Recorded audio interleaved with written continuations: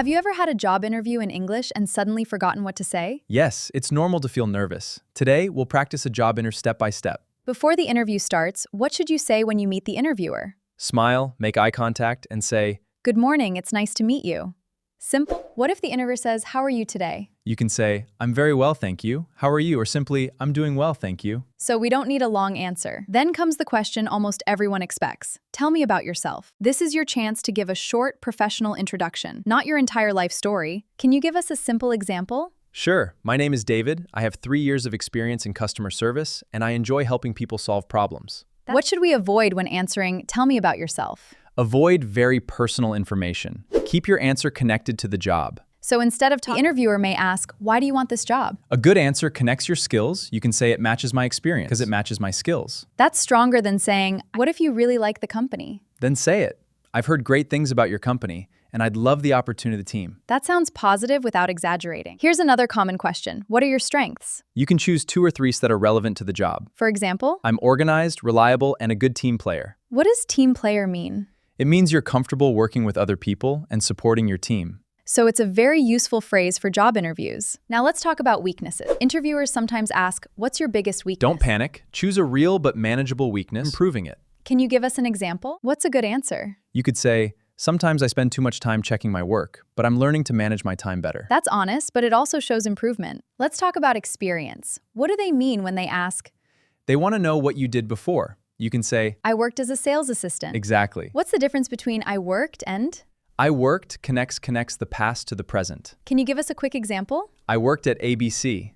What can a recent graduate say? I'm a recent graduate, but I gained practical experience. That's a strong way to present your experience. What if you're a recent graduate and don't have much work experience? Talk about internships, volunteer work, or skills you've So developed. no experience doesn't mean no answer. Let's practice. I'll be the interviewer, and I'll be the candidate. My name is David. I'm a reliable and hardworking person. Great, and answer the question aloud. Let's move to skills. An interviewer might ask, What skills do you have?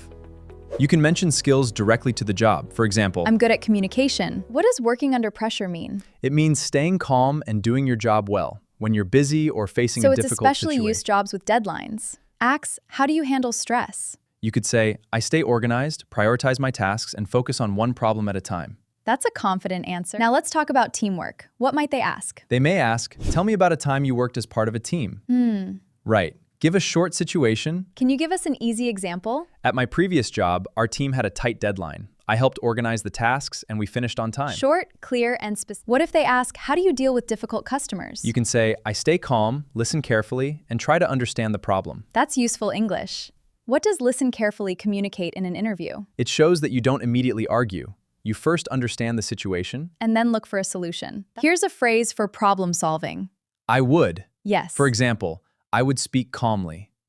So it is very useful. Where do you see yourself in 5 years? Keep your answer positive and realistic. You could say, I'd like to develop my skills and take on more responsibility. That sounds. What if the interviewer asks about salary? You can say, I'm open to discussing the salary based on the responsibilities of the position. That's polite and flexible. Let's learn a pronunciation tip. Say it smoothly. Not every syllable needs strong. Exactly. Experience.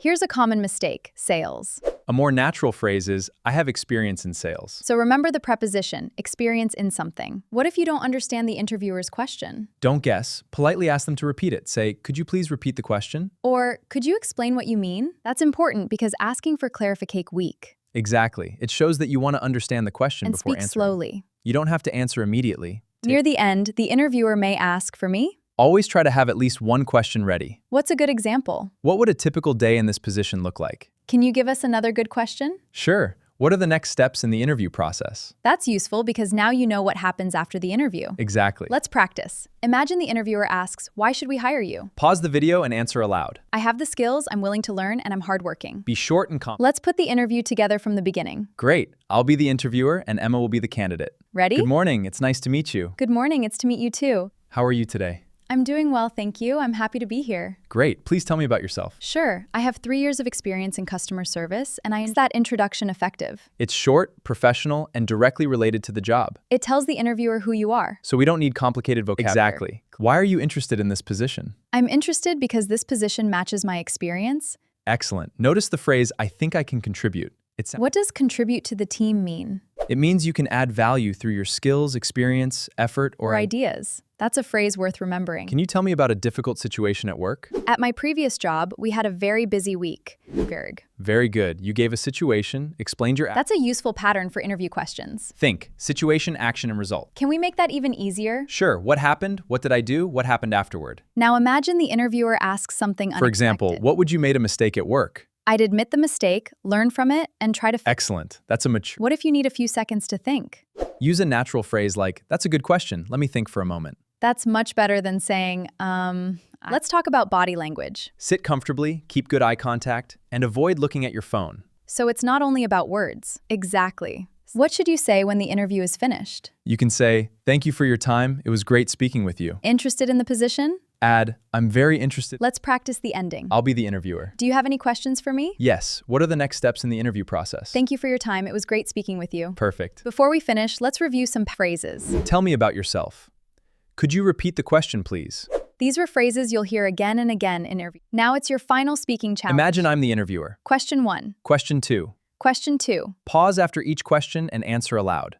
Remember, you don't need interview. You need clear answers, useful vocabulary, confidence. Practice your answers aloud. But don't memorize every word.